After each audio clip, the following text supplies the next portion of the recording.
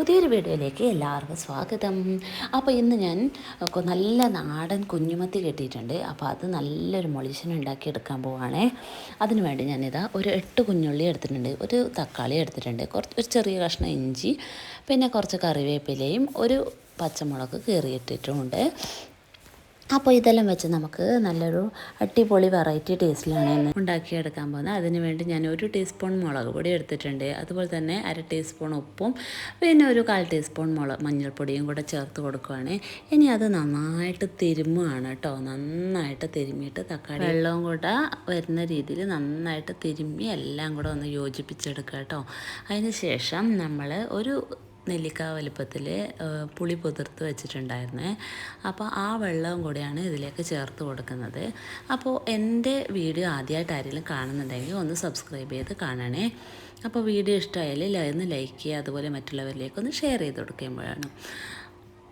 അപ്പോൾ ഇത് ഞാൻ പുളിവെള്ളം മൊത്തം ഒഴിച്ചു കൊടുത്തിട്ടുണ്ട്. ഇതാ കുഞ്ഞുമത്തി എല്ലാം ഞാൻ കട്ട് ചെയ്ത് നല്ല അടിപൊളിയാക്കി വെച്ചിട്ടുണ്ട്. ഇനി അതിലേക്ക് ചേർത്ത് കൊടുക്കുന്നതിന് മുന്നേ ഈ പുളിവെള്ളം ഒഴിച്ച് നമ്മളൊന്ന് നന്നായിട്ട് തിളപ്പിച്ചെടുക്കുക കേട്ടോ. കുറച്ച് വറ്റിയതിന് ശേഷം മാത്രമേ കുഞ്ഞുമീൻ്റെ കഷ്ണങ്ങൾ ഇട്ട് കൊടുക്കുന്നുള്ളൂ. അപ്പോൾ നല്ല ടേസ്റ്റുള്ളൊരു മീൻ കറിയായിരുന്നേ. അപ്പോൾ നിങ്ങൾക്ക് മുളക് കുറച്ചുകൂടെ വേണമെന്നുണ്ടെങ്കിൽ നന്നായിട്ട് ഇട്ട് കൊടുക്കാവുന്നതാണ്. അപ്പോൾ എനിക്ക് എരിവ് കുറച്ച് അധികം ഇഷ്ടമല്ല, കുട്ടികളധികം കഴിക്കില്ല, അത് കാരണം ഞാൻ കുറച്ച് ഇട്ട് കൊടുത്തുള്ളൂ. അപ്പോൾ ഇനി നമ്മൾ തയ്യാറാക്കി വെച്ചേക്കുന്ന മീനിൻ്റെ കഷ്ണങ്ങളും കൂടെ അതിലേക്ക് ചേർത്ത് കൊടുക്കാം.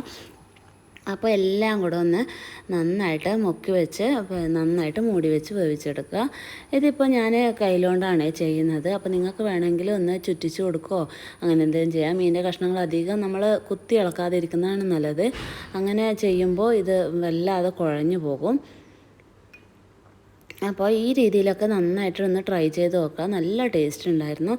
പിന്നെയെന്ന് പറഞ്ഞാൽ ഈ ഒരു മുളക് കറിക്ക് നല്ലൊരു കൊഴുത്ത ചാറൊന്നും കിട്ടില്ല. ബിക്കോസ് നമ്മൾ എല്ലാ കഷ്ണങ്ങളും നുറുക്കിയിട്ട് കൊടുക്കല്ലേ ചെയ്യുന്നത്. ഒന്ന് വെന്ത് കഴിയുമ്പോൾ നമ്മൾ വാങ്ങി വെക്കുകയും ചെയ്യുന്നുണ്ട്.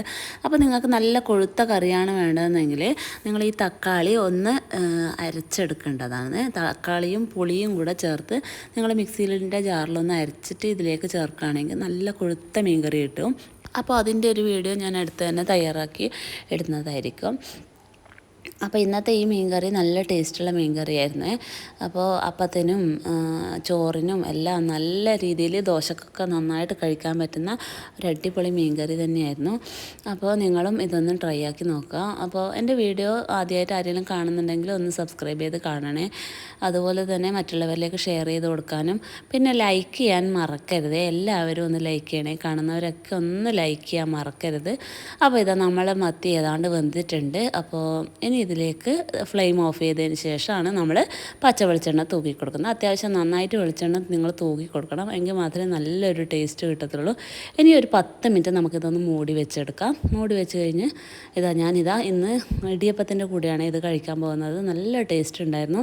അപ്പോൾ നമ്മൾ ഈ ഇടിയപ്പത്തിന് നമ്മളെ നാട്ടിലൊക്കെ നൂൽപുട്ട് എന്നാണ് പറയുന്നത്. അപ്പോൾ അത്രേ ഉള്ളൂ ഇന്നത്തെ വീഡിയോ. അപ്പോൾ വീണ്ടും നല്ലൊരു വീഡിയോ ആയിട്ട് വരുന്നവരേക്കും എല്ലാവർക്കും താങ്ക് യു. അതുപോലെ തന്നെ ബൈ ബൈ.